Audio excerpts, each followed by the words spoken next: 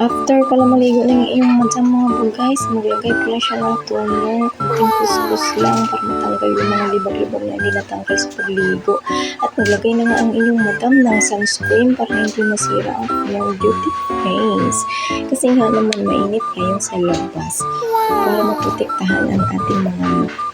Pagkatapos niyan, gumamit na naman ang inyong madam ng pinaka-favorite niyang lipstick. What? Ano ba yan, madam mo? Turo mo naman, madam, saan ka nag-order niya, madam? At magkano? Pwede pahingi. Char. Ito talaga yung pinaka-favorite ng iyong madam kasi naman, maganda talaga yan kahit kunting pahit lang yan.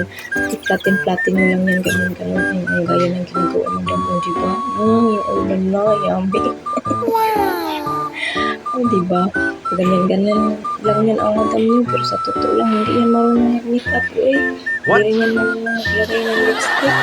Wala naman talaga yan. Kunting pahid-pahid lang yan, tapos ganyan, hindi pa makunting to yan, paulit-ulit pa yan. Oh, tingnan mo madam, magpas pa. Oh, ayan kasi, tama na yan madam. Oy, kasi mahuli na tayo sa ating paruroonan.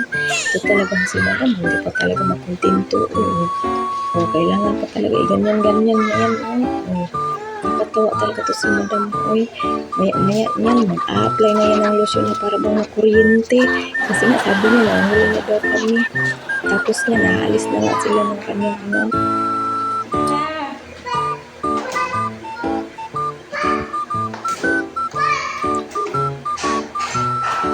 Ay, kagwapang madam.